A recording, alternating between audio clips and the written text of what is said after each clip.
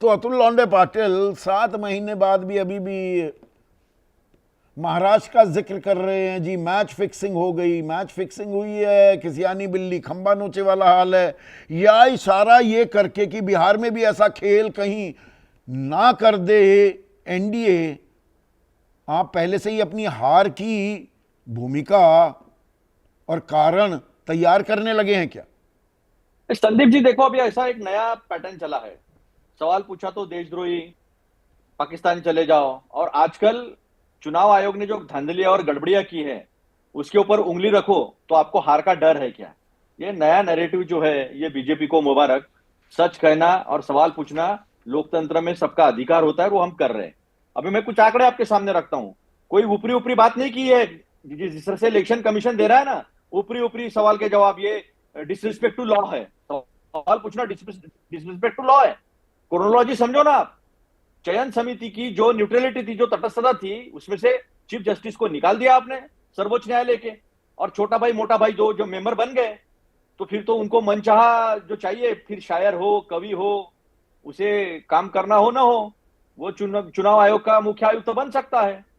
हमें जब गए थे हमारे लोग, मैं खुद लोकसभा में महाराष्ट्र का कंट्रोल रूम का चेयरमैन था, तो सारे आंकड़े मेरे पास भी थे। 2009 में 5 बजे 60% वोटिंग हुआ था। फाइनल वोटिंग आया 59.40%, -50% हुआ फाइनल आंकड़ा। 2014 में 62% हुआ, फाइनल आंकड़ा 63.08 यानी 1.08% बढ़ा। 2019 में 60.46% वोटिंग हुआ 5 बजे, फाइनल वोटिंग आया 61.10% यानी 0.64% ज्यादा हुआ।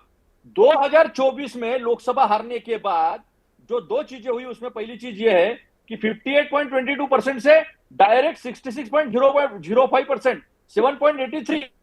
और वो भी जो वोटिंग बढ़ा है लोकसभा में और हमने विधानसभा में कंपेयर किया, तो 12,000 बूथ ये पर 85 शायद कॉन्स्टिट्यूंसी। आधा सुनिए ना, दर्जन बार। सुनिए ना, अतुल भाई सुनिए देखिए, ना। ये आप पहले भी आए हैं, ये हमने दर्शकों को पूरा तफसील से बताया बिना एक चीज छिपाए।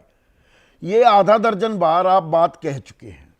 चुनाव आयोग का जवाब भी तो, उस पर भी तो नजर डालनी पड़ेगी ना। वो कह रहे हैं कि औसतन हर घंटे 58 लाख मतदाता वोट डाल रहे हैं। 2 घंटे, आखिरी 2 घंटे जिसमें आप कह रहे हैं 76 लाख वोटर कैसे वोट डाल सकते हैं, और वो तो रात के 1:30 बजे तक चलता। वो आपके सवाल अपनी जगह है, वो कोई चीज यहां पर चोरी छुपा कुछ नहीं होता। संदीप पर जी, एक मिनट सुनिए ना। संदीप जी। अरे सुन तो हाँ, लीजिए अतुल भाई।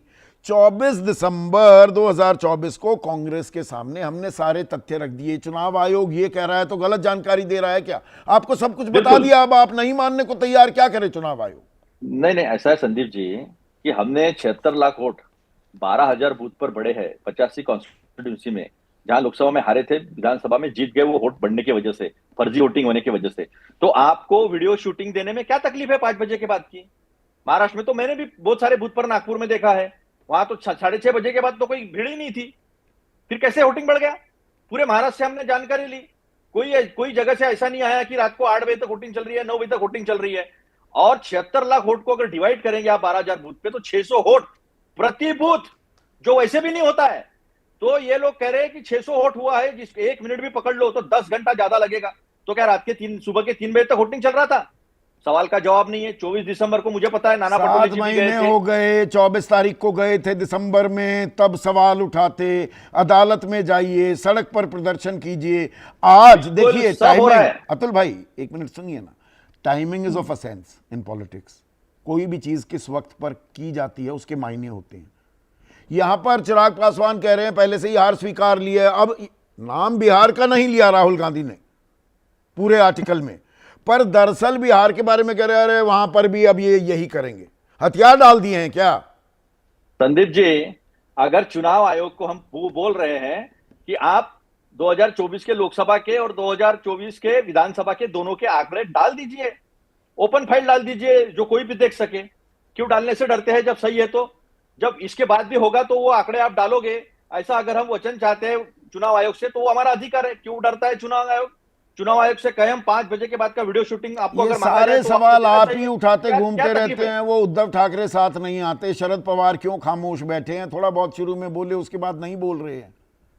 देखिए, ये अकेला चलो, अकेली लड़ाई लड़ती दिखाई दे रही है कांग्रेस, और खास राहुल गांधी। देखिए जो सच की लड़ाई है ना, सवाल अगर गलत है तो चुनाव आयोग हमारे सवाल गलत है सिद्ध कर दे। हम तो कोर्ट में भी गए हैं, हमने मोर्चे भी निकाले हैं और हर वक्त वो बात सामने रखी है।